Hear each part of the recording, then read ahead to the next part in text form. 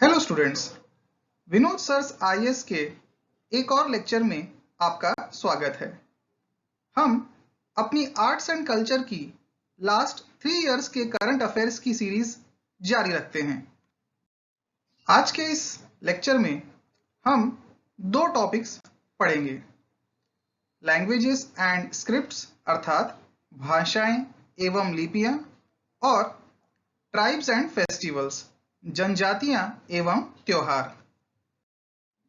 आज के लेक्चर का पैटर्न भी हमारे पिछले लेक्चर्स की तरह सेम रहेगा, यानी कि मैं पढ़ाऊंगा और उसमें जो भी टेक्स्ट लिखा हुआ है वो आपको आपके अपने मीडियम ऑफ इंस्ट्रक्शन में आपको वैसे लिखते हुए नोट्स बनाने हैं, इंग्लिश वाले इंग्लिश में और हिंदी वाले हिंदी में। आज के लेक्चर का पहला टॉपिक है big demand for the declaration of Marathi as a classical language. एक शास्त्रीय भाषा के रूप में मराठी की घोषणा के लिए बड़ी मांग। हाल ही में अखिल भारतीय मराठी साहित्य सम्मेलन में एक रेजोल्यूशन पास किया गया था, जिसमें बहुत सारे मराठी राइटर्स ने ये डिमांड पेश की कि मराठी को एक क्लासिकल लैंग्वेज, शास्त्रीय भाषा का दर्जा दिया जाए। ये अखिल भारतीय मराठी साहित्य सम्मेलन जो है वो बहुत ही पुरानी ऑर्गेनाइजेशन है। पास्ट में इसके जो प्रेसिडेंट्स थे वो बहुत ही महान व्यक्तित्व के लोग रह चुके हैं, जैसे कि Mahadev Govind Ranade ji, Maharaja Shri Sayaji Gaikwad the third of Baroda और प्रोफेसर आचार्य अत्रे जी। हाल ही में जब ये सम्मेलन घटा तो इसमें ऐसा कहा गया कि जो बाकी 6 लैंग्वेजेस हैं जो ऑलरेडी क्लासिकल लैंग्वेजेस हैं उसमें मराठी को भी जोड़ दिया जाए। जरा देखते हैं कि ये ऑलरेडी जो 6 लैंग्वेजेस जिनको क्लासिकल स्टेटस प्राप्त है ये कौन सी हैं। सबसे पहले हमारे देश में तमिल को क्लासिकल लैंग्वेज का स्टेटस दिया गया था 2004 में। उसके अगले ही वर्ष संस्कृत, 2008 में कन्नड़, 2008 में ही तेलुगु, 2013 में मलयालम और 2014 में ओडिया भाषा को शास्त्रीय भाषा का दर्जा दिया गया। फ्रेंड्स, इस स्लाइड में आप एक बहुत ही खूबसूरत फोटो आप देख सकते हैं जो कि अखिल भारतीय मराठी साहित्य सम्मेलन का है। इस फोटो में आप श्री प्रकाश जावड़ेकर जी को भी देख सकते हैं जो फिलहाल हमारे देश के एनवायरनमेंट मिनिस्टर हैं।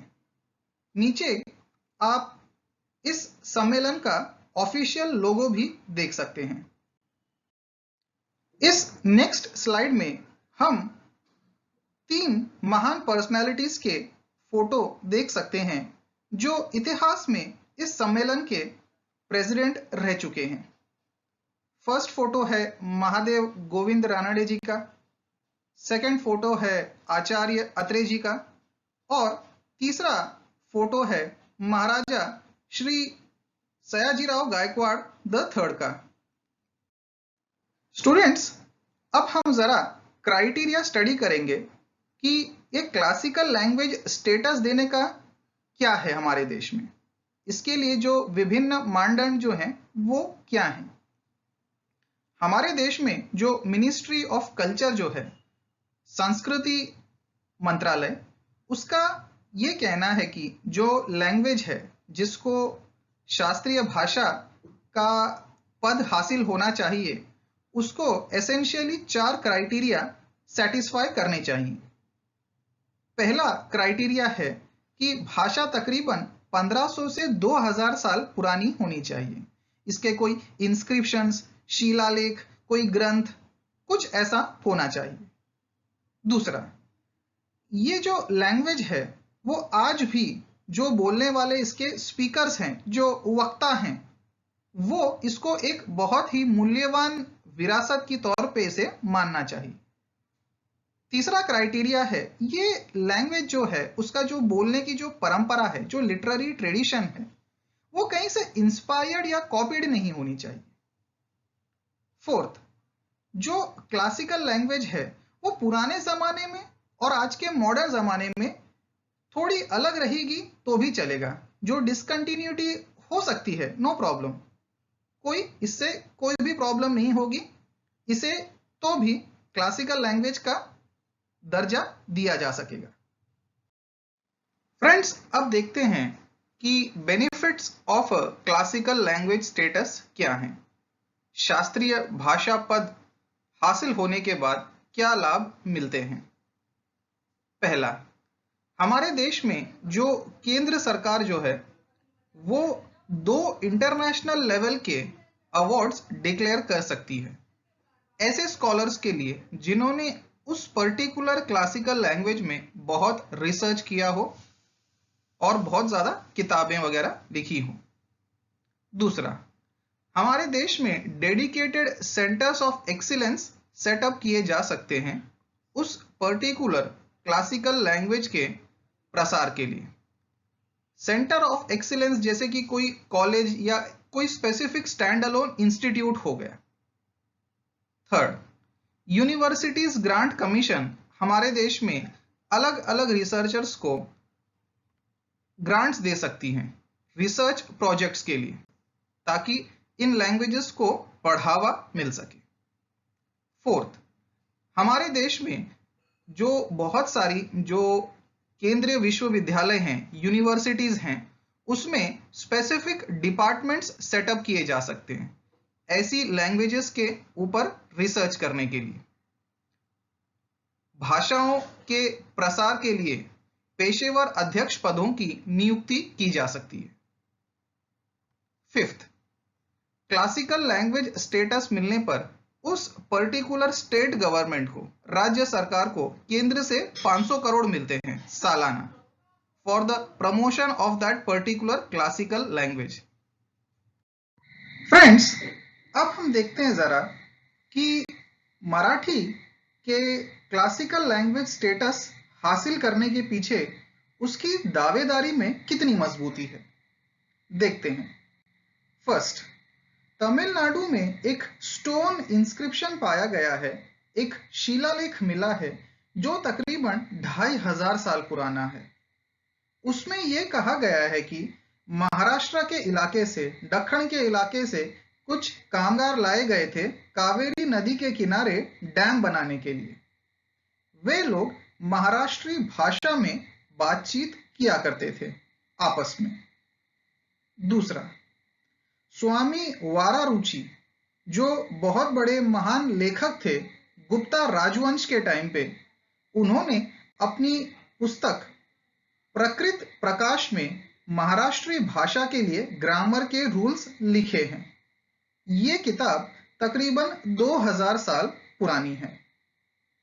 तीसरा, एक और शिलालेख पाया गया है जुन्नार के नजदीक नानेघाट की गुफाओं में।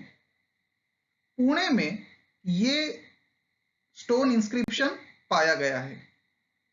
ये स्टोन इंस्क्रिप्शन तकरीबन 2200 साल पुराना है।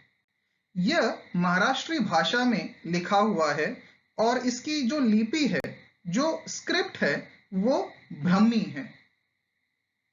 इस शिलालेख में सातवाहन राजवंश के एक शासक के जीत के बारे में लिखा हुआ है। एक और बात देखते हैं, गाथा सप्तसती, ये बहुत ही फेमस महाकाव्य है महाराज हल का लिखा हुआ, जो सातवाहन राजवंश के एक बहुत ही प्रमुख राजा थे। ऐसा कहा जाता है कि यह किताब सबसे पुरानी किताबों में से एक है। इनफैक्ट ये सबसे पहली किताब है जो मराठी भाषा में लिखी गई थी इन पोएट्री, कविता में, कविता संग्रह। यह तकरीबन 2000 साल पुरानी है। ऐसा कहा जाता है कि महाभारत में भी जो संस्कृत भाषा में लिखी हुई है ओरिजिनली, उसमें भी कुछ मराठी के शब्द पाए जाते हैं। फ्रेंड्स, इस स्लाइड में आप जुन्नर का रॉक इंस्क्रिप्शन देख सकते हैं। ये वही शिलालेख है जो पूना के नजदीक पाया गया है। इसमें जिस भाषा का इस्तेमाल किया गया है वो महाराष्ट्री भाषा है और जो लिपि है वो ब्रह्मी लिपि है। इसी शिलालेख में सतवाहन राजवंश के महानता के गीत गाए गए हैं। फ्रेंड्स, इस स्लाइड में आप 3 बुक्स देख सकते हैं जो कि महाराष्ट्री भाषा के 2 से 2500 वर्ष पुराने होने का सबूत देते हैं। पहली किताब है गाथा सप्तशती, दूसरी किताब है प्राकृत प्रकाश और तीसरी किताब है महाभारत। नेक्स्ट टॉपिक है एचआरडी मिनिस्ट्री ने ये डिसाइड किया है कि मैथिली भाषा और उसकी स्क्रिप्ट को प्रमोट और प्रोटेक्ट किया जाएगा। 2018 में एचआरडी मिनिस्ट्री ने एक कमिटी का गठन किया था जिसने ये रेकमेंड किया था कि बिहार की मैथिली भाषा और उसकी स्क्रिप्ट को प्रोटेक्ट किया जाएगा और प्रमोट किया जाएगा, उसको बढ़ावा दिया जाएगा और संरक्षण दिया जाएगा। इस रिपोर्ट के अनुसार 3 महत्वपूर्ण काम होने चाहिए। पहला, दरभंगा में किसी एक यूनिवर्सिटी में इस भाषा के लिए स्क्रिप्ट एंड मैन्युस्क्रिप्ट सेंटर का गठन किया जाए। वो दोनों में से एक यूनिवर्सिटी हो सकती है, अर्थात कामेश्वर सिंह यूनिवर्सिटी या ललित नारायण यूनिवर्सिटी। दूसरी, to ensure early completion of the work pertaining to unicoding of the Mithilakshar script by the technology development of Indian languages organisation. हमारे देश में मैथिली और उसकी मिथिलाक्षर स्क्रिप्ट जो है उसको जल्द से जल्द यूनिकोड किया जाए ताकि उसमें टाइपिंग में आसानी हो और उसमें किताबों की प्रिंटिंग आसान बन जाए। कौन सी संस्था के द्वारा? Technology development of Indian languages. तीसरा रिकमेंडेशन, उस कमेटी का यह कहना है कि जल्द से जल्द ऑडियो विजुअल ट्रेनिंग मटेरियल्स का निर्माण किया जाए जिसमें मिथिलाक्षर स्क्रिप्ट का इस्तेमाल हो। नेक्स्ट स्लाइड में आप मिथिलाक्षर स्क्रिप्ट देख सकते हैं और उसी का ही अनुवाद हिंदी भाषा की देवनागरी स्क्रिप्ट में आप देख सकते हैं। मैथिली भाषा पर कुछ अन्य जानकारी। मैथिली भाषा को मिथिलाक्षर लिपि में लिखा जाता है जिसे तिरहट भी कहा जाता है। इस भाषा को बोलने वाले भारत और नेपाल में दोनों लोग बोलते हैं।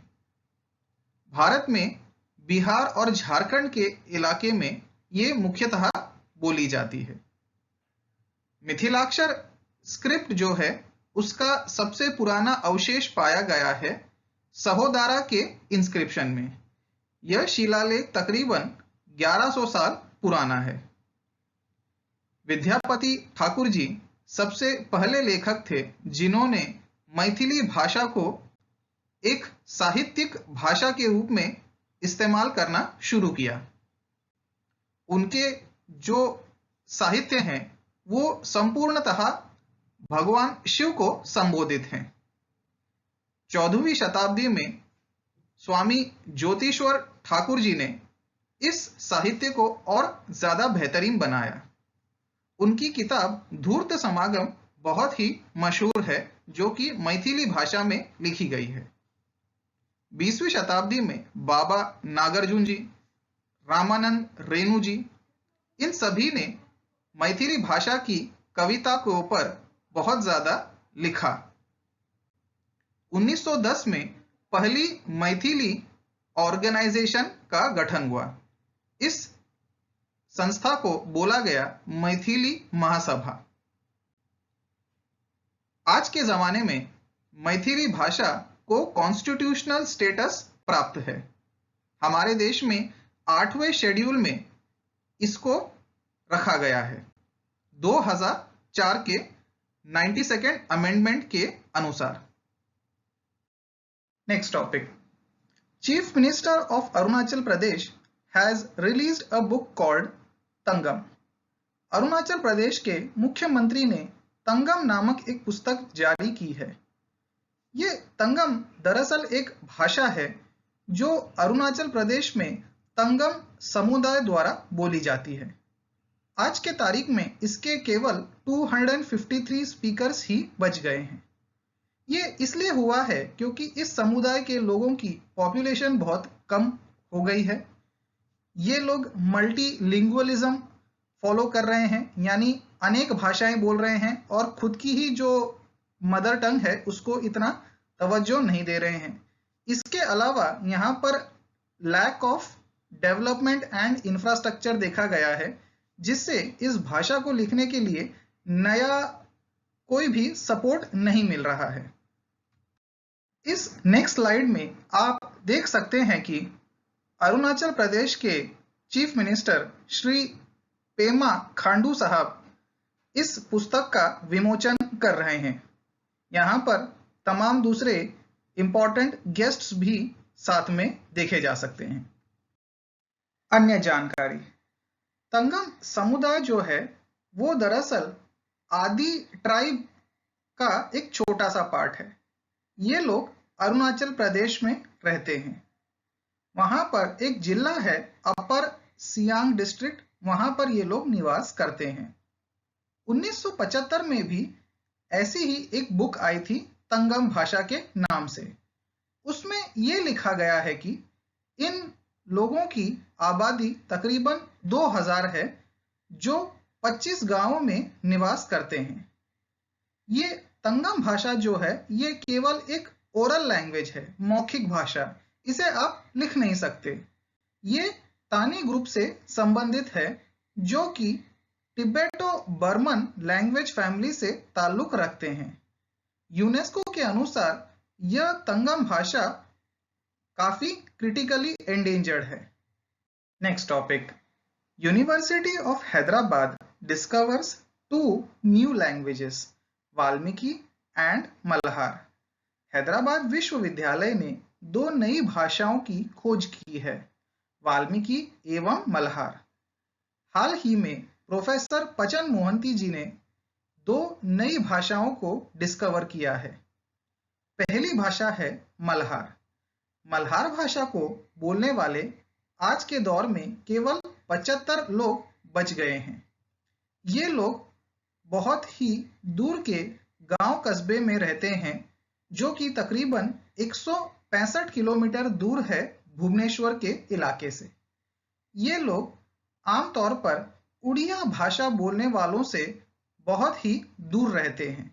ये लोग रोजमर्रा की मजदूरी करके अपना पेट पालते हैं और नजदीकी जंगलों से कुछ छोटी मोटी चीजें इकट्ठा करके बेचकर अपना जीवन व्यतीत करते हैं। प्रोफेसर मोहंती साहब का ये कहना है कि ये लैंग्वेज जो है ये द्रविडियन फैमिली ऑफ लैंग्वेजेस से ताल्लुक रखती है। इस नेक्स्ट स्लाइड में आप हैदराबाद यूनिवर्सिटी के प्रोफेसर पंचन मोहंती साहब का फोटो देख सकते हैं। ऐसा माना जाता है कि मल्हार भाषा जो है वो उत्तरी द्रविड़ीय भाषाओं से ताल्लुक रखती है, जिनमें अन्य भाषाएं भी शामिल हैं जैसे कि मालतो और कुरुक्स। ये सभी भाषाएं झारखंड, बिहार और पश्चिम बंगाल के इलाके में बोली जाती हैं। अब बात करते हैं दूसरी भाषा की। दूसरी भाषा है वाल्मीकि। वाल्मीकि भाषा जो है वो कोरापुट जिले के इलाके में बोली जाती है। इसको बोलने वाले लोग जो हैं वो आंध्र प्रदेश के सीमावर्ती इलाके में रहते हैं। वाल्मीकि भाषा जो है इसकी उत्पत्ति भी काफी खास है। ऐसा कहा जाता है कि इस भाषा को बोलने वाले लोग महर्षि वाल्मीकि जी से उत्पन्न हुए हैं। ये वही साहब हैं जिन्होंने अपने जमाने में श्री रामायण लिखी थी। इस अगले स्लाइड में आप 2 फोटोज देख सकते हैं। पहला फोटो है महर्षि वाल्मीकि जी का और दूसरा फोटो है वाल्मीकि जी द्वारा लिखित रामायण का।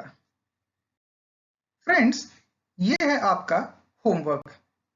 इस होमवर्क को आप पूरी ईमानदारी के साथ करिएगा। फ्रेंड्स, अब हम नया सेक्शन पढ़ेंगे जो है ट्राइब्स एंड फेस्टिवल्स, अर्थात जनजातियां एवं त्योहार। ट्राइब्स एंड फेस्टिवल्स में पहला करंट अफेयर है Bru Reang refugee agreement completed. Bru Reang शरणार्थी समझौता पूर्ण हुआ। हाल ही में केंद्र सरकार और त्रिपुरा एवं मिजोरम की स्टेट गवर्नमेंट्स के जॉइंट एफर्ट्स द्वारा 23 साल पुराना ब्रू रियांग रिफ्यूजी मसला सॉल्व हो गया है। केंद्र सरकार ने 600 करोड़ रुपए के पैकेज की भी घोषणा की है। उम्मीद किया जा रहा है कि ये समझौते से ब्रू रियांग समुदाय के लोगों के लिए खुशहाली आएगी।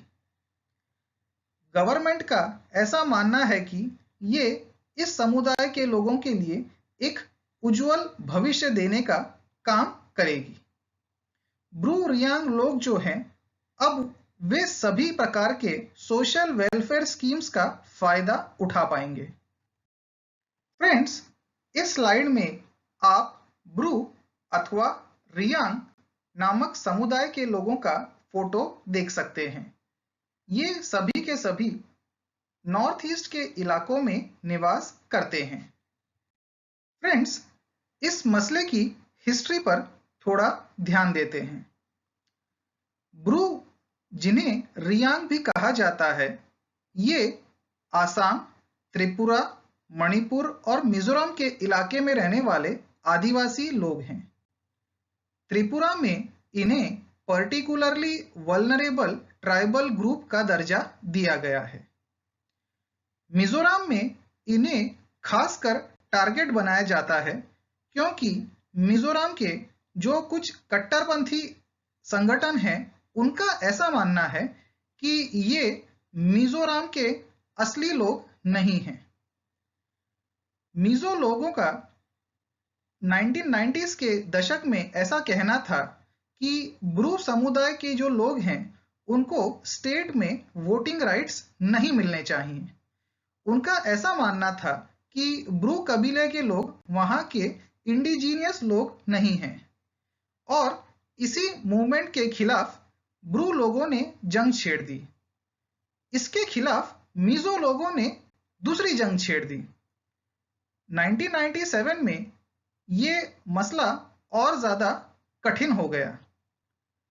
बात ये हुई कि डंपा टाइगर रिजर्व जो है, जो मिजोरम में है, वहां पर एक फॉरेस्ट गार्ड की हत्या हो गई।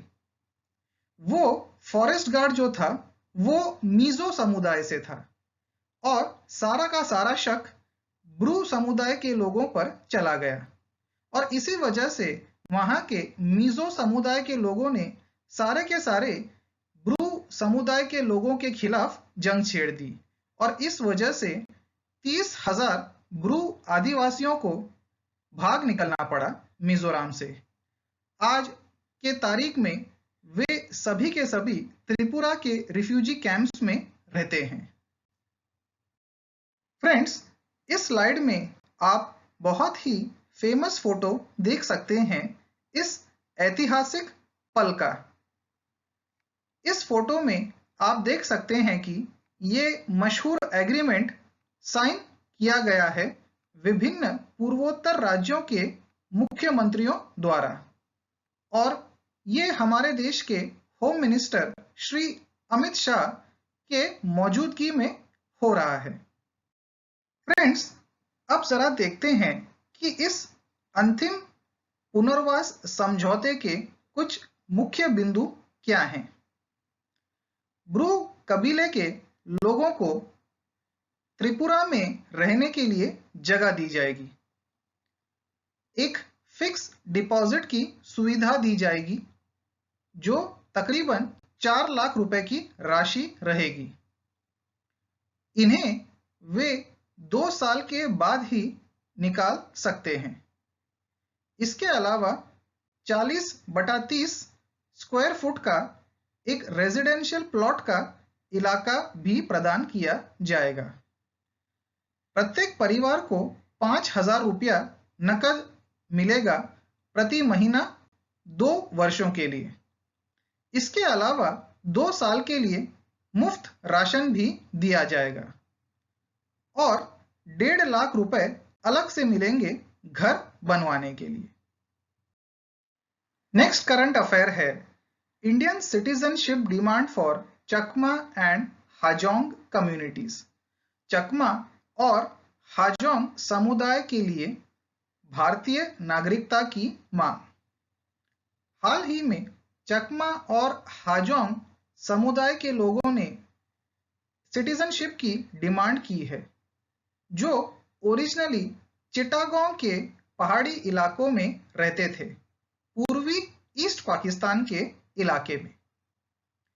इन्हें अपने घरों से निकलकर जान बचाकर भागना पड़ा, क्योंकि कप्ताई डैम प्रोजेक्ट के टाइम पे वहां पर बहुत ज्यादा बाढ़ आ गई, तो ये लोग बेघर हो गए और मजबूर हो गए असम और दूसरे नॉर्थ ईस्ट के इलाके में सेटल होने को।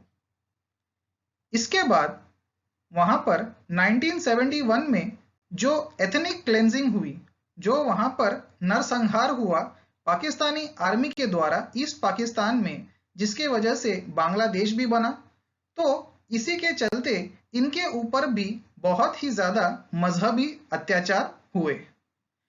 इसीलिए चकमा और हाजोंग समुदाय के लोगों को वहां से भाग निकलकर असम में सेटल होना पड़ा। हाजोंग दरअसल हिंदू हैं और चकमा लोग बुद्धिस्ट हैं। इनकी जो एंसेस्ट्री है, इनकी जो उत्पत्ति है, वो नॉर्थ ईस्ट के लोगों की तरह ही समान है। चकमा लोगों को असम में शेड्यूल्ड ट्राइब का स्टेटस हासिल है। इनकी जो मेनलैंड जेनेटिक एंसेस्ट्री है वो बहुत ज्यादा हाई है। कुछ अन्य जानकारी। हाजोंग समुदाय जो है वो मेघालय में चौथा सबसे बड़ा समुदाय है। हाजोंग लोग आमतौर पर राइस फार्मिंग करते हैं और इन्हें शेड्यूल्ड ट्राइब का दर्जा हासिल है असम और मेघालय में। कुछ हाजोंग और चकमा लोग असम के पहाड़ी इलाकों में ही रह गए, किंतु majority of them came to NEFA. ये लोग ज्यादा मात्रा में नीफा के इलाके में जाकर बस गए, नॉर्थ ईस्ट फ्रंटियर एजेंसी, जिसे आज हम अरुणाचल प्रदेश के नाम से जानते हैं। वर्तमान में इन लोगों के पास किसी भी प्रकार के सिटीजनशिप और लैंड राइट्स नहीं हैं, किंतु स्टेट गवर्नमेंट की कुछ बेसिक योजनाओं से इनका थोड़ा बहुत रह गुजर चल जाता है। केंद्र सरकार और अरुणाचल राज्य सरकार का ये प्लान है कि इन्हें वहीं पर बसा दिया जाए और सिटीजनशिप दे दी जाए बिना किसी शेड्यूल्ड ट्राइब स्टेटस के। किंतु इसमें वहां की एक लोकल ऑर्गेनाइजेशन है जिन्होंने इस प्लान का बहुत ज्यादा ऑपोजिशन किया है। इनका नाम है all Arunachal Pradesh students union, आपसू। इनका यह कहना है कि इनकी आबादी बहुत ज्यादा है और रिफ्यूजियों की आबादी हद से ज्यादा बढ़ जाने की वजह से वहां की इंडिजीनियस पॉपुलेशन, वहां की घरेलू आबादी में डर सता रहा है कि ये लोग कहीं वहां पर सिटीजनशिप पाकर, वोटिंग राइट्स पाकर वहां पर इलेक्शन में बदलाव न कर दें। फ्रेंड्स, इस स्लाइड में आप दो फोटोज देख सकते हैं। पहले फोटो में आपको चकमा समुदाय के लोग आपको देखने मिलेंगे। दूसरे फोटो में आपको हाजोंग समुदाय के लोग देखने को मिलेंगे। अगला करंट अफेयर है पर्यटन पर्व 2019 celebrated to mark the 150th birth anniversary of Mahatma Gandhi. Mahatma Gandhi की 150वीं जयंती मनाने के लिए पर्यटन पर्व 2019 मनाया गया। हाल ही में 2 अक्टूबर से लेकर 13 अक्टूबर 2019 तक ये पर्यटन पर्व मनाया गया। इसका संदेश था देखो अपना देश। इस पर्यटन पर्व के पीछे जो मेन उद्देश्य था वो था भारतीय लोगों को अलग अलग टूरिस्ट डेस्टिनेशंस को विजिट करना चाहिए, जिससे हमारे देश में टूरिज्म बढ़े और लोगों को अपने देश की कल्चरल डाइवर्सिटी का एहसास हो। हमारे देश में ऐसे ही बहुत ही अच्छे इनिशिएटिव्स के चलते इंटरनेशनल टूरिज्म रैंकिंग्स में हमारी बहुत अच्छी बढ़ोतरी हुई है।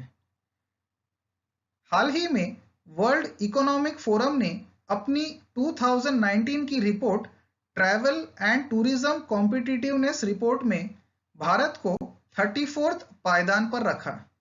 यह 2013 के मुकाबले बहुत अच्छा पोजीशन है, क्योंकि 2013 में हमारा रैंकिंग था 65th और ये 2019 में बढ़कर 34th रैंकिंग हो चुकी है। फ्रेंड्स, इस स्लाइड में आप 2019 के पर्यटन पर्व का एडवर्टीजमेंट पोस्टर देख सकते हैं। इस पर्यटन पर्व के फ्रेंड्स 3 विभिन्न कंपोनेंट्स हैं। पहला कंपोनेंट है देखो अपना देश। हमारे देश में लोगों को जागरूक बनाना टूरिज्म के प्रति। इसमें बहुत सारी अलग अलग एक्टिविटीज ऑर्गेनाइज की गई पूरे देश में, जैसे कि photography contest, social media contest, tourism quiz, essay इत्यादि। लोगों के बीच में संवाद भी किया गया माय गवर्नमेंट ऐप द्वारा, जिसे माय जीओवी ऐप कहा जाता है। Second component tourism for all. Tourism events को ऑर्गेनाइज किया गया अलग अलग साइट्स में, पूरे देश में अलग अलग जगहों पर। अलग अलग प्रकार की एक्टिविटीज और झांकियां यहां पर ऑर्गेनाइज की गई, जैसे कि डांस, म्यूजिक, थिएटर इत्यादि। तीसरा कंपोनेंट रहा टूरिज्म एंड गवर्नेंस। अलग अलग प्रकार के इंटरैक्टिव सेशंस ऑर्गेनाइज किए गए, वर्कशॉप्स ऑर्गेनाइज किए गए विभिन्न प्रकार के स्टेक होल्डर्स के साथ, जिससे यह होगा कि हमारे देश में टूरिज्म को बहुत ही अच्छे तरीके से ऑर्गेनाइज किया जा सके। फ्रेंड्स, इस स्लाइड में आप 4 विभिन्न फोटोज देख सकते हैं। पहले वाले में बहुत ही खूबसूरत सजावट की गई है देखो अपना देश मैसेज की। दूसरे फोटो में आप राजस्थानी डांस करते हुए कुछ आर्टिस्ट्स को देख सकते हैं। तीसरे फोटो में आप एक बहुत बड़ा स्टेज डेकोरेट किया हुआ देख सकते हैं। और फोर्थ फोटो में आप पर्यटन पर्व के बड़े बड़े पोस्टर्स देख सकते हैं, जो कि मिनिस्ट्री ऑफ टूरिज्म ने स्पॉन्सर किए हैं। नेक्स्ट करंट अफेयर है आदि महोत्सव festival celebrated in Ladakh. Ladakh में मनाया गया आदि महोत्सव। हाल ही में ये नेशनल लेवल का फेस्टिवल आयोजित किया गया था 3 ऑर्गेनाइजेशंस के जॉइंट एफर्ट्स द्वारा, जिनमें से पहली है ministry of tribal affairs, second है सेंट्रल गवर्नमेंट और तीसरी है TRIFED, tribal cooperative marketing development federation of India. ये ट्राइफेड जो है वो हमारे देश में जो आदिवासी लोग हैं उनका सोशियो इकोनॉमिक डेवलपमेंट के ऊपर फोकस करती है। कैसे? उनके जो प्रोडक्ट्स हैं, उनके जो हैंडीक्राफ्ट्स हैं, उनका प्रमोशन करना, उनका मार्केटिंग करना। ये जो फेस्टिवल है वो हमारे देश की जो पारंपरिक कला है, ट्रेडिशनल आर्ट जो है, जो हैंडीक्राफ्ट्स हैं, जो कल्चरल हेरिटेज है उसको दर्शाता है, उसको लोगों के सामने एक्सपोजर देता है। इस साल का जो फेस्टिवल था उसका थीम था celebration of the spirit of tribal craft, culture and commerce. इस त्योहार का जो इस साल का जो विषय था वो था आदिवासी शिल्प, संस्कृति और वाणिज्य की भावना का उत्सव। फ्रेंड्स, इस स्लाइड में आप एक बहुत ही खूबसूरत फोटो देख सकते हैं जिसमें लद्दाख और अन्य इलाकों के जो लोग हैं उन्होंने अपनी पारंपरिक पोशाकें धारण करके रखी हुई हैं। बहुत ही सुंदर पोशाकें हैं। कुछ अन्य जानकारी। आदि महोत्सव 4 मेन पॉइंट्स पे फोकस करेगा, जिनमें शामिल है पहला, आर्टिस्ट और कलाकारों द्वारा प्रोड्यूस किए गए ट्राइबल प्रोडक्ट्स और फूड आइटम्स को प्रोसेस किया जाएगा, वैल्यू एडिशन और मार्केटिंग किया जाएगा वन धन स्कीम के तहत। यह योजना हमारे देश में मिनिस्ट्री फॉर ट्राइबल अफेयर्स चलाती है। दूसरा, हमारे देश में जो भी आदिवासी समुदाय के आर्टिस्ट्स हैं उन सभी को रजिस्टर किया जाएगा ट्राइब्स इंडिया ब्रांड के तहत। तीसरा, इन सभी प्रोडक्ट्स को हमारे देश में ट्राइब्स इंडिया के 104 रिटेल आउटलेट्स में बेचा जाएगा। इन सभी को इंटरनेशनल स्तर पे भी बेचा जाएगा अमेज़न वेबसाइट के जरिए। चौथा, इन सभी आउटलेट्स में point of sale machine install की जाएगी जिससे कैशलेस सुविधा प्रोवाइड की जा सके। फ्रेंड्स, इस स्लाइड में आप 4 फोटोज देख सकते हैं। पहले फोटो में आप देख सकते हैं कि बहुत ही महत्वपूर्ण व्यक्ति यहाँ पर आए हैं इस आदि महोत्सव को अटेंड करने के लिए। दूसरे और तीसरे फोटो में आप देख सकते हैं कि लोग नृत्य किए जा रहे हैं। चौथे फोटो में आप देख सकते हैं कि लोग कैसे म्यूजिकल इंस्ट्रूमेंट्स बजा रहे हैं अपने ओरिजिनल समुदाय से रिलेटेड। फ्रेंड्स, इस स्लाइड में आपका होमवर्क मौजूद है। फाइनली फ्रेंड्स, आज का लेक्चर समाप्त होता है। प्लीज इस वीडियो को लाइक कीजिए, शेयर कीजिए और सब्सक्राइब कीजिए। मिलते हैं अगले लेक्चर में एक नए टॉपिक के साथ। धन्यवाद।